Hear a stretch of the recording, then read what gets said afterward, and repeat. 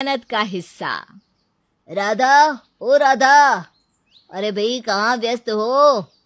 अरे क्या हो गया, क्यों शोर मचा रहे हो? आज ऑफिस से आती आपको पता तो है खाना बनाने का समय है। रसोई में थी और कहाँ जाऊंगी। आप बड़े खुश दिखाई दे रहे हो आज, क्या बात है? राधा, आज बड़ी जीजी का फोन आया था। कह रही थी 2 दिन बाद की ट्रेन से भोपाल आ रही हैं। अरे वाह, ये तो बड़ी अच्छी खबर सुनाई आपने। 1.5 साल हो गया जीजी से मिले हुए। मैं अभी छोटी और माँ जी को भी खबर देकर आती हूँ।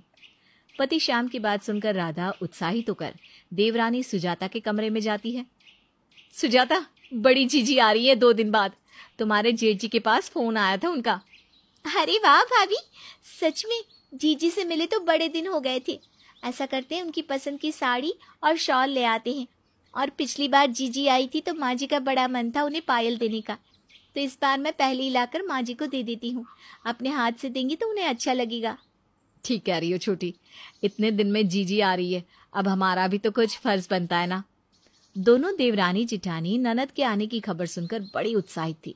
उनके आने से पहले ही दोनों ने उनकी पसंद का खाना बनाया और तरह तरह के उपहार लाकर रख दिए। 2 दिन बाद तय समय पर ननद सुषमा घर आ गई।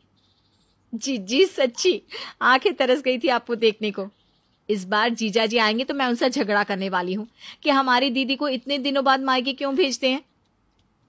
ऐसी बात नहीं है भाभी, अब मुंबई से भोपाल की दूरी भी तो बहुत ज़्यादा है। इतनी दूर से जल्दी जल्दी आना कहाँ हो पाता है। बाकी आपके जीजा जी तो मुझे कहीं भी आने जाने के लिए मना नहीं करते।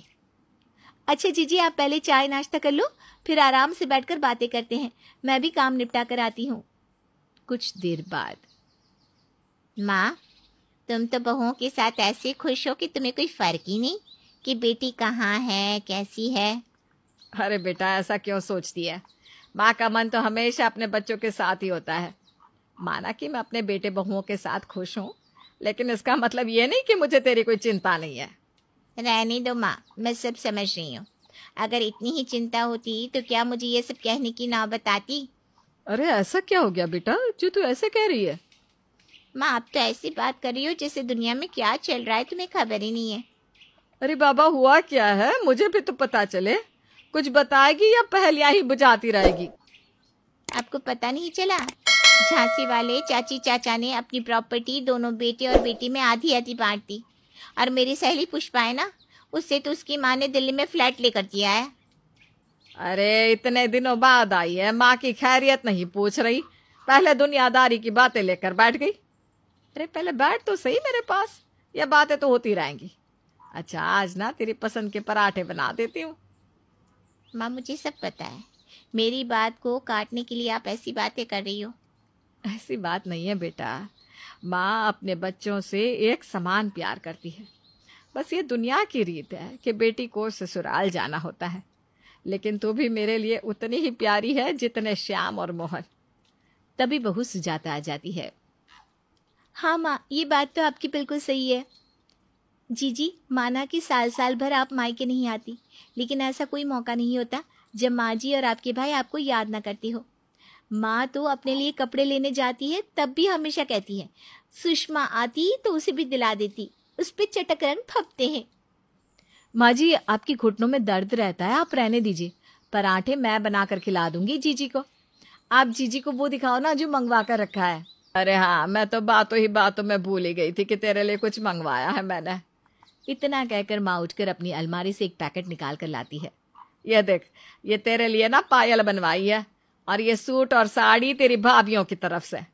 अब ठंड आ गई है ना, तो छोटी एक शॉल भी ले आई। सच में जिस दिन से खबर मिली कि तू आ रही है, दोनों तैयारियों में लगी हुई है। बड़े भाग से ऐसी प्यार करने वाली भाभियां मिलती है, वरना हमारी भाभियां तो हमें मायके आया देख या तो अपने मायके भाग जाती थी या फिर मुंह बनाकर अपने कमरे में बंद हो जाती थी।